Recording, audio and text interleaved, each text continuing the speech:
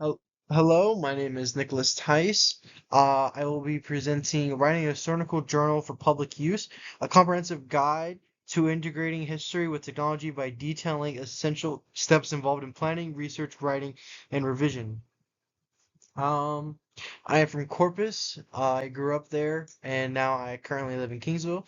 Uh, for school, I'm a history major, and that is why I've chosen to write a research report based on how to write a history paper, due to having multiple friends and just public knowledge of people struggling with history papers, as people say that they're the hardest ones to write, which in my opinion they're not.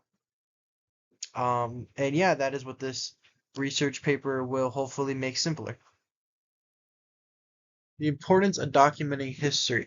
Documenting history is essential because it preserves knowledge, provides context for present, and offers guidance for the future. Moreover, it safeguards traditions, values, and stories that help shape the cultural identity. What I really want to emphasize on this is that in order for the world to move forward, we have to have a past to look back on. And that's just the way things are. If you make a mistake, you have to be able to acknowledge there was a mistake in order to make an improvement. Without the past, there is no future. And that's why I find it very, very key that it is important throughout the entire future of the world that we keep and save everything that we can across multiple different things, whether it be historical as a foundation for academic research, policy development, cultural critique, which in turn enriches knowledge across different disciplines. Save everything, that way we know what everything is. Who is your audience? The audience for historical journalism can be broadly divided into two main groups: academic readers and general public. All your academic readers are going to be typically scholars, researchers, and students engaged in studying history at various levels. They often seek in-depth analysis, original research, and detailed discussions of specific historical events. But there is also, on the other hand, general public consists of individuals who are interested in history but need to begin specialized academic training. Now, both these are very important in the historian world. For scholars, they need their information to write papers, they need information to do research, they need information to do their theses, while on the other hand, general public consists of individuals who are just interested. Also, very key important in the world. Only way for people to get more in depth into history is to get interested in it. How do you get interested in it? You read it. So while consistently, a historical journal might be balanced these two audiences of offering a variety of articles. Some focus on rigorous academic analysis, and others written in a more accessible style, aiming to make historical knowledge relevant and engaging for a broader and more in-depth readership. Now, choosing the right historical topic. Choosing a topic for a historical journal requires a blend of intellectual curiosity, strategic focus, and scholarly relevance. Available resources are whether primary or secondary. One also must consider the scope and also significance of the topic and ensure it's whether too broad or too narrow in the article. Writing history, the process of selecting a topic. Historian John Doe notes. And I quote, a strong historical topic not only sparks academic discussion, but also offers new perspective for established narratives. Now, what I really want to mention on this is that in order for you to write something good, you have to be able to like it. If you write about something that you don't like, you're not going to really go in depth. You're going to very, very short it. You're going to not do too much work. If you write about something you really like, you want to keep digging, keep finding more and more, and therefore your paper just becomes more filled and more in depth and more fulling and filling of just knowledge, which is how a historical journal should be written. Developing a strong thesis statement. Developing a strong thesis statement for a historical essay requires a precise articulation of central argument perspective that will guide the entire research process. A thesis should go beyond merely stating a fact or summarizing events. It must present a clear, debatable position that invites analysis and discussion. By defining specific arguments, the historian establishes the lens through which the research will be conducted, ensuring that the essay remains focused and cohesive. The strong thesis emerges from an in-depth understanding of the historical context and is shaped by the sources available, offering new interpretations or challenging existing narratives in the article. Crafting the historical argument, scholar Robert Michael emphasizes a compelling thesis not only defines the argument but also suggests its broader implications, showing significance of the historical event with the larger socio-political trends. This suggests that a well-constructed thesis offers both specific relevance and a clear direction while addressing the broader historical context, ultimately laying the groundwork for a persuasive and thoughtful provoking analysis.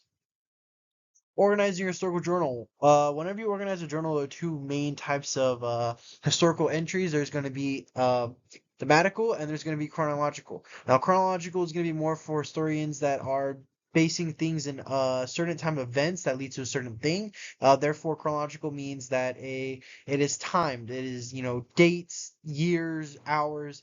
It is events in order from, earliest to latest, and it helps with people organizing material. Then there's thematic, which is basically just a flood of information. They want everything you can find. They want data, they want reports, they want, articles, they want everything that they can find in order to make their own decisions and how they want to take in everything and use it. It also says right here, decision between chronological and thematic organization depends largely on the specific goals of the essay and complexity of the topic being addressed. Therefore, certain articles are going to need a very certain type of organization, and that's what people are going to look for whenever they look at your journal. Crafting a compelling introduction for a historical journal involves capturing the reader's attention while clearly presenting the central argument and purpose of the research. Strong introduction sets the stage for analysis by offering necessary background information, presenting the significance of the topic, and outlining the main argument. It should also provide context to the issue at hand, highlighting its relevance in the broader scope of historical study, while also engaging and posing thought-provoking questions and presenting a provocative statement. As historian Davis Harris notes in The Power of Beginnings in Historical Writing, the introduction of an historian's first opportunity to frame the discussion, drawing the reader in with a clear explanation of why the topic matters and what new insights will be explored. A well-crafted introduction and will only serve to orient the reader, but also the tone for the entire paper, ensuring the subsequent analysis flows effectively. This basically means that you want your introduction to capture every reader that's going to get it, that reads it. That way they know what they're getting themselves into. Write in the body of the journal. Writing the body of a paragraph of the historical journal requires a balance between thorough analysis and clear organization to ensure that the argument develops logically and cohesively. Each paragraph should focus on a specific point or piece of evidence that directly supports the central thesis and should begin with a topic sense establishes the focus of the paragraph. The historian must ensure that there is a clear progression of ideas, with each paragraph building upon the previous one to strengthen overall argument. To maintain logical flow, transitions between paragraphs should be smooth, guiding the reader from one idea to the next without confusion. This can be achieved by linking themes or ideas from one paragraph to another, ensuring that there is continuing discussion. Now, basically what it's saying is that whenever you are writing bodies of your papers, you can't have them all based on different things. You need to have them transitioning into one another. So if your topic is A to B, you need to have a transition from A to B to C instead of A, C, B. You need to make sure that they're in order. Proper citation of historical sources in historical journal is crucial for maintaining academic integrity by ensuring the credibility of the research. Citations serve as a roadmap guiding readers to original sources of information, allowing them to verify the evidence used in analysis. Very important in writing papers is citations. Everyone knows that. When citing historical sources, historians must adhere to specific citation styles such as MLA to provide unity and clarity. In the case of primary sources such as letter documents or artifacts, citations include detailed information about sources' origins, context, and location. Secondary sources such as books and articles must be cited in a way that acknowledges the author's interpretation of the primary material, thus distinguishing between the original evidence and scholar analysis. Failing to properly cite sources not only undermines the rigor of the work, but also risks plagiarism. According to historian Emily Roberts in her article, The Ethics of Citation in Historical Research, and I quote, "Proper citation is not merely a formal requirement, but a fundamental aspect of scholarly responsibility, ensuring transparency and honoring the intellectual contributions of others." End quote. This is basically saying that in order for us to actually share our knowledge, we have to be able to show that it's not ours, it's someone else's that we're simply using, thus giving credit to everyone, thus giving everyone sight for their work. Now, when writing a thoughtful conclusion for a historical journal involves more than simply restraining the thesis. It requires synthesizing the evidence presented through the paper and demonstrating how it reinforces the central argument. Now, in less detail, what this basically is saying is that the paper should, in fact, the conclusions to lean more towards citing the thesis and closing it, instead of leaving something open. Like it says here, a strong conclusion also provides a sense of closure, ensuring the reader understands not only the findings of the paper, but also their broader implications of the field of history. You can't have a conclusion unless it closes the paper completely, leaving no questions left behind. If you have that, you have a proper conclusion. Now, whenever you are done writing, the importance of pure editing and review. The process of reviewing and editing a historical journal is crucial to ensure that the final piece communicates its argument clearly, cohesively, and persuasively. During this stage, a historian must scrutinize the work for clarity, ensuring the complex ideas and historical details are presented in an understandable manner without sacrificing depth analysis. This is basically saying that whenever you write a paper, it's never going to be the paper that you submit. You need to be able to go over the paper tens upon maybe hundreds of times depending on how big your paper is, and you need to have people look over it. You need to have yourself look over it. You need to have whatever things you can use to go over it and eliminate punctuation errors, clarity errors, run-on sentences. Basically, cleaning up the paper that way it's more skillful, it's more perceptive, it's more flowing.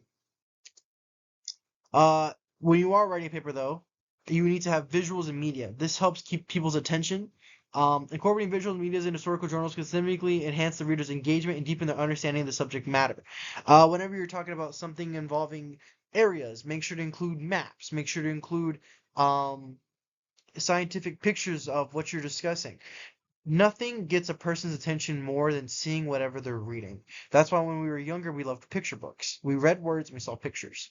Same thing as adults. As you have something there and you have a picture next to it, makes the experience a million times better. The historian must also consider how the visuals are integrated, ensuring that they are placed strategically within the document to support the flow of the argument, and that they're captioned with very clear explanations. You can't just throw a bunch of pictures and a bunch of random orders and expect it to work. It's not going to work. It needs to have an area, it needs to have a set place and time, it needs to have, oh, I read about pyramids, there's a pyramid picture. It can't be read about pyramids and there's a picture of a river. It's not going to work. Formatting for online platforms, very quick and simple on my end. Whenever you want to publish it, make sure you do things in PDF style. Make sure you have printers. You can do text to scan. You can also upload it to certain areas. You can do hyperlinks that you can post in certain dashboards and pages and LinkedIn's, and people can just use your hyperlinks to see what you have written. And that's how your journal gets published. You can also have publishers publish your journal. You need to be choosing a platform to publish your journal.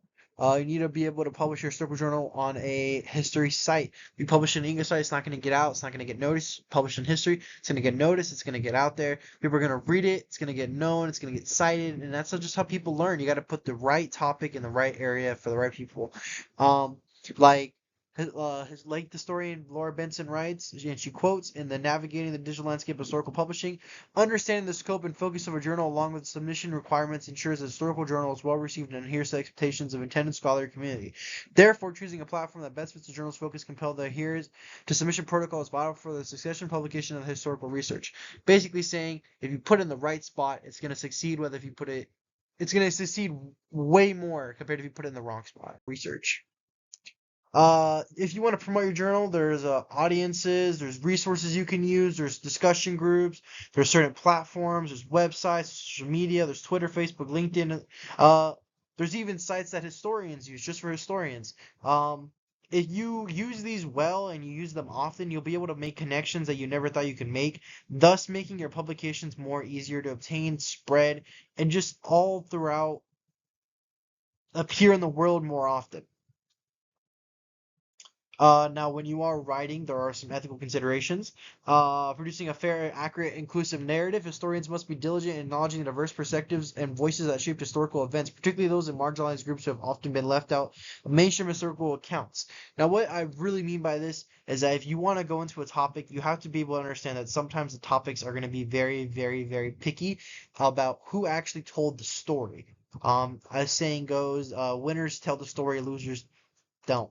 So there are some areas in the world in the past where people were looked down upon or weren't really treated as humans, and their stories weren't told. So whenever you write about those type of things, you're writing one side story and not really having too much evidence on the other side. Therefore, it can be very, very unethical if you write about it too unfairly or too one-sided without really trying to see the other end. So yeah.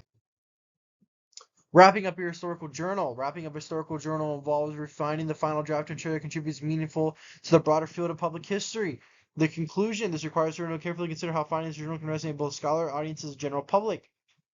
In short, sweet, and simple, just make sure that whenever you are finishing up your paper, that you have everything you need. You need to have the table of contents. You need to have indexes if you need them. You need to have body paragraphs, inclusions, theses, introductions, sites, pictures, visuals. Make sure you have everything that you'd want to read inside of your journal.